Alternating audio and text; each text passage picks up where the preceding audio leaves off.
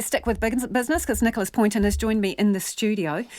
Nicholas, let's start with the seafood company, right? So New Zealand's largest seafood company has come up with an unusual way to minimise waste. What's its idea? Yeah, I must say I had to read this press release over and over again this morning when it landed on my desk. But the seafood company Sanford, that's one of the biggest in the country, they've taken a step, albeit quite a small one, into the beauty industry. The company has purchased a 50% stake in the health and wellbeing company called Two Islands, which I have been told today is actually quite a popular brand here in New Zealand.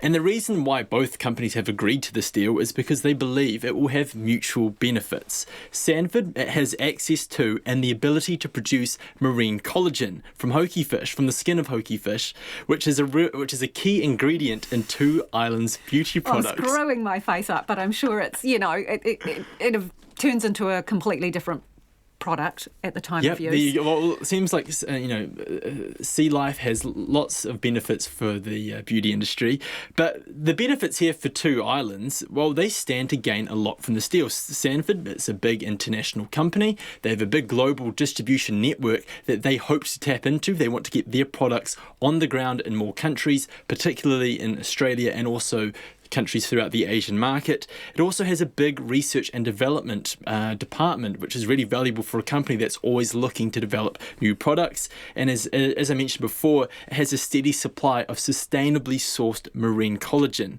And if you do operate in the health and wellness space, which, mind you, is a multi-billion-dollar industry, being able to sell that to your consumers, that the products you're making are sustainably sourced, well, it's really invaluable, really. For Sanford, I guess the main benefit for them is that they're all about maximising or reducing waste by maximizing all parts of the fish. So would they normally toss that bit of skin if it wasn't going into face cream or whatever? Exactly. So this is in line with their environmental strategy. That part of the fish, they've used it in the past a little bit, but look, they're going to have a market here to continually supply this marine collagen, which they derive from the skin of a hoki. And the other, I guess, real benefit for them is that it's actually quite a low-risk investment. We don't really know how much they paid to obtain half of this company. They wouldn't tell us. But, to give us a bit of a heads up, a bit of a gauge on this, Two Islands only employs about 3 people. They have about 12,000 shares. When this announcement was made, it wasn't actually made on the NZX, which suggests that it was probably a relatively small deal. On the back of this, Sanford's share price hasn't really moved too much. But look, it's a really interesting investment altogether, and we'll see if this is a match made in heaven in the future. Very interesting. Can't wait to see what it smells like. Okay, you've got a report from the ANZ, and it's kind of suggesting that enthusiasm for the housing market could take a bit of a dip over the summer months. Well, look, we've seen throughout the pandemic that in the economy that house prices, they have been the real bright spot. They've sort of defied all belief as they've continued to grow amid so much uncertainty. It's not really too surprising given that there's been a lot of fiscal and monetary stimulus in the form of, the official cash rate being cut. We've seen the introduction of wage subsidies, the mortgage deferral scheme.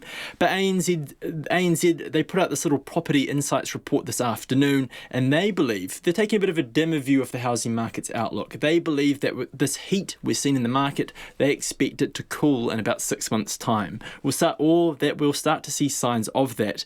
Mainly, the main reason why they point to this is that a lot of those subsidy schemes or the fiscal support taken by the government, as those begin to roll off, incomes will start to be strained.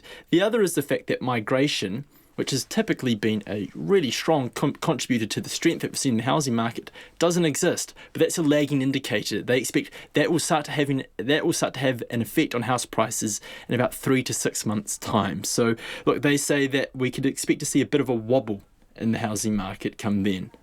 Okay, let's talk markets, front of house, and what's going on behind the scenes too. Yeah, so look, before we get to the market numbers, it's probably worth mentioning that the NZX, its Chief Information Officer, David Godfrey, has announced that he's resigning at the end of the year. We don't really know why he's resigning. No reason was given. It's quite easy to speculate that it may be linked to all those hacks we heard that the NZX suffered. The cyber attacks. Is he the boss in charge of IT, is he? Yes, so he's had many roles in the IT department, and he was leading the company's full technology function as head of IT in June, and has done so since February 2016. No real reason was given. The comment I have here, I've got a statement here from the NZX.